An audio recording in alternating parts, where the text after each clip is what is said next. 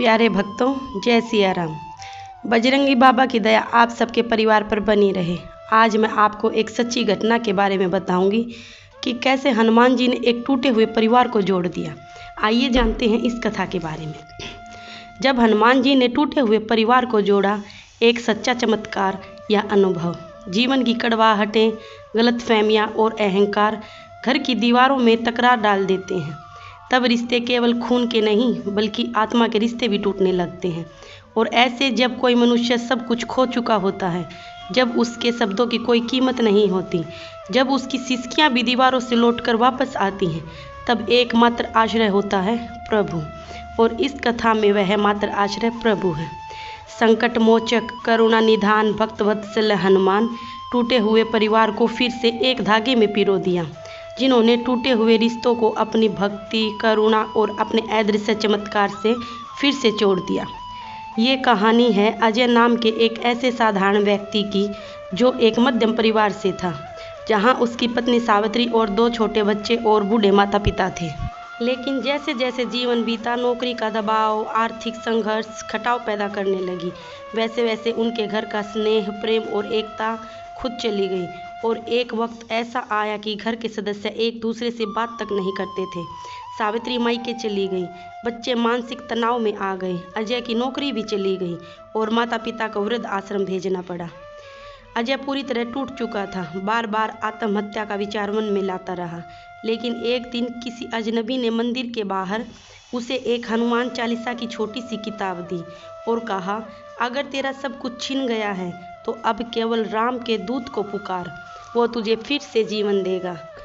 उस रात पहली बार अजय ने रोते रोते पूरी हनुमान चालीसा पढ़ी और कहा, अगर आप हैं तो मुझे मेरी पत्नी, मेरे बच्चे और माता पिता वापस दिला दीजिए।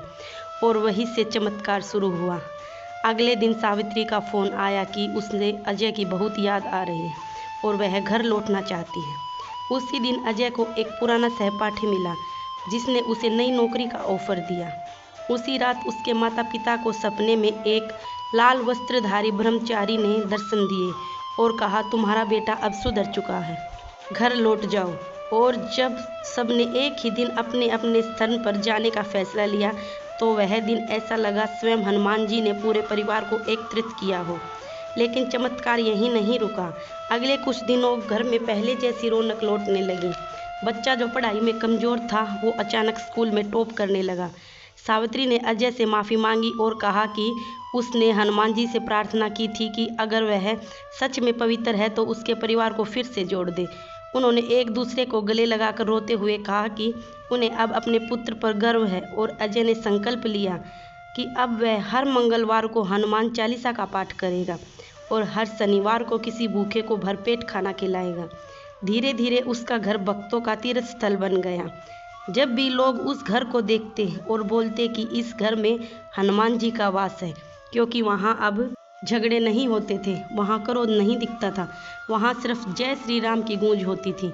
और इस सब का मूल कारण वह भक्तिपूर्ण वाहन जो अजय ने अपने टूटे हुए हृदय से संकट मोचन से किया था। संकट मोचन ने अपने भक्त की पुकार को अनसुना नहीं किया, क्योंकि जब भक्त जीवन की घनिष्ठ परीक्षा में इन्हें पुकारता है, तब श्री हनुमान अपने स्वामी की आज्ञा लेकर चले आते हैं। पुकार मन से निकले या केवल आँखों से। और यही अनुभव जब और लोगों ने सुना तो कई टूटे हुए लोगों ने हनुमान जी की शरण ली।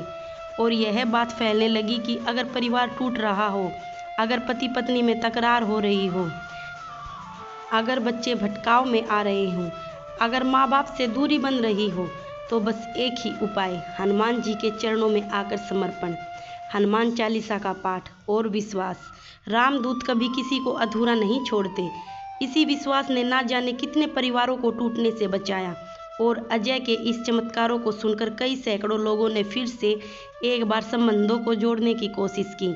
और हर बार एक ही बात समझ में आई, जहाँ प्रेम, क्षमा, भक्ति हो, वहाँ हनुमान जी साक्षात वास करते हैं।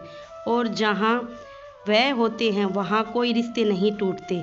और यह तभी होगा जहाँ हनुमान का नाम लिया जाएगा, उन्हें पूजा जाएगा और हर बच्चे के होठों पर जय श्री राम हो। और पति पत्नी एक दूसरे को क्षमा करें, हर पीढ़ी एक दूसरे को सुनने लगे और हर गृहस्थ जीवन को तपोवन बना दे। क्योंकि जहाँ भक्ति है वहाँ विभाजन नहीं होते, जहाँ श्रद्धा है वहाँ दूरी नहीं टिकती, और जहाँ हनुमान का वास होता है वहाँ कोई परिवार नहीं टूटता, और हर टूटा परिवार वापस जुड़ जाता है, स्थायी रूप से, चमत्कारिक रूप से और प्रेम रूप से। प्रिय भक्तों, जो इस वीडियो को सुन रहा है, बाबा बजरंगबली उसकी हर मनोकामना पूरी करे। बोलो जय सिया राम, जय बजरंगबली।